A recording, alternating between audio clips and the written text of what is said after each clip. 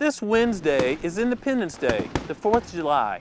It seems to me that when I was a child, 4th of July was a little bit more about celebrating the greatness of our nation and the sacrifices that have been made than maybe is occurring today. So I hope the Growing Deer family joins me in making sure your families, especially your children, know the sacrifices that were made, of the nation that literally went to its knee in prayers, of our founding fathers that wrote extensively about their guidance for God as they made a choice to fight and give lives for freedom.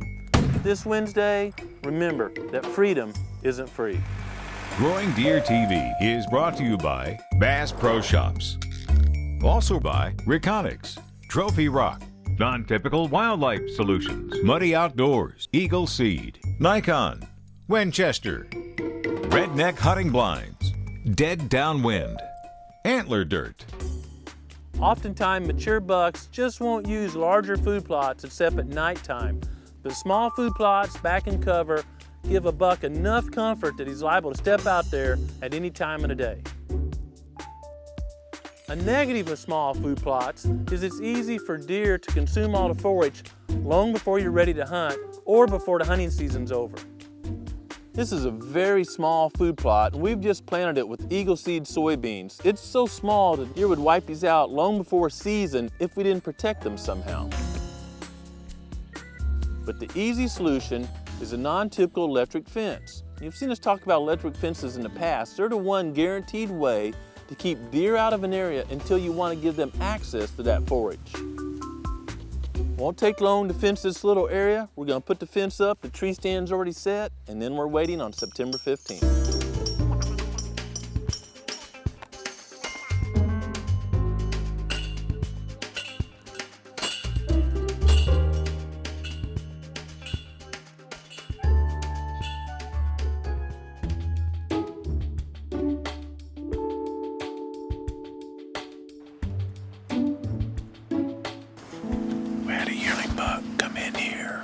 Right in front of Reconics camera. His face looked kind of odd. I think he'd been whipped. He'd busted off one antler already, and his face was disproportional. I think it was swollen, but his hair was all puffed up. It was really cold. So he's healthy. Looks like he'll do fine.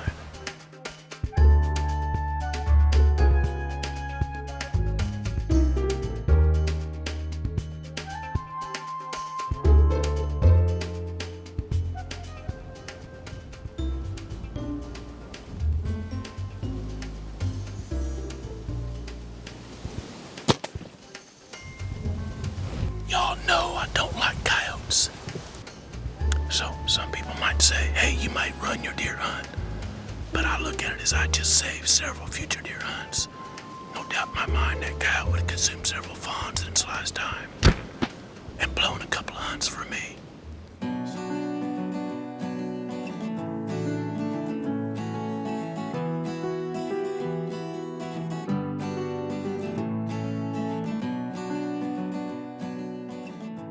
We finished putting up the posts and stringing the wire.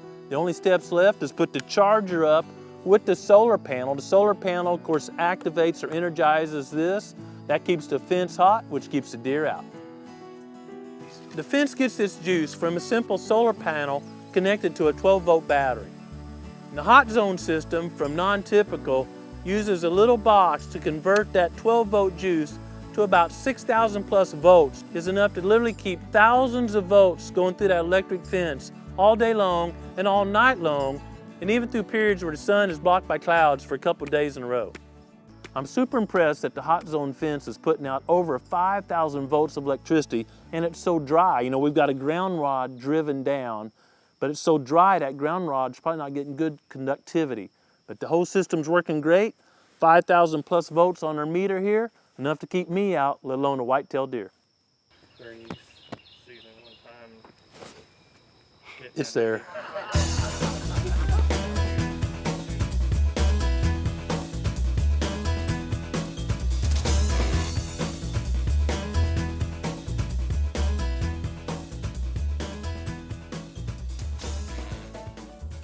We're protecting this forage for hunting later on, right? What's another way we could protect forage? Y'all got a groundhog in a trap. Do we? You do. Success finally. Success, that's right. We get this done, you can go reap your success, and if you skin it out, Miss Tracy will prepare a great meal for you. Awesome. Can't wait. Congratulations. You'd think that was the most wily critter in America, the way we've been trying to catch a groundhog. I don't think it's gonna qualify for Boone and Crockett, but it may be Pope and Young, I'm not sure. Roadrunner, an indication of what a desert we've turned into.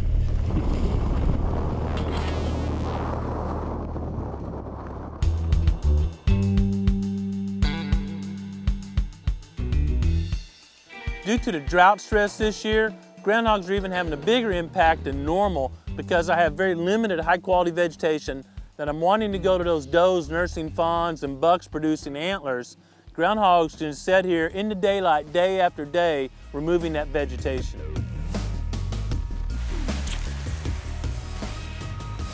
Are you ready?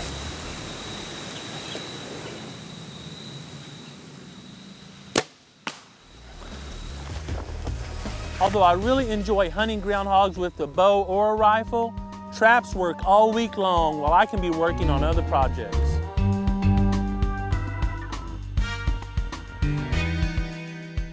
So Andrew and John got an assignment from me to bust out our Duke traps. Coon season's over and we had them all cleaned up in the barn. Put them out here where we can trap some of these groundhogs and preserve some of this forage for other forms of wildlife.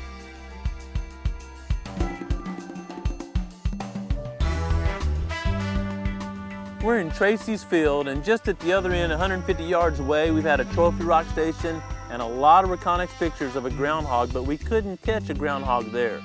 So the boys wisely moved the trap closer to the hole, bait it with peaches that Tracy's been skinning to make cobblers out of. The first night, produced a groundhog. Groundhogs really hurt us on two fronts. These holes can be massive, and they'll be right out in the middle of the field, and when you're spraying or planting and the vegetation's up and you don't see them, it can really cause some damage to your equipment, or if you're on a four-wheeler, you can actually flip a four-wheeler over if you hit a groundhog hole wrong. In years like this, where drought stress is really limiting the forage production, these non-target animals can take more than their share of what you've worked hard to grow for deer, turkey, and other game species.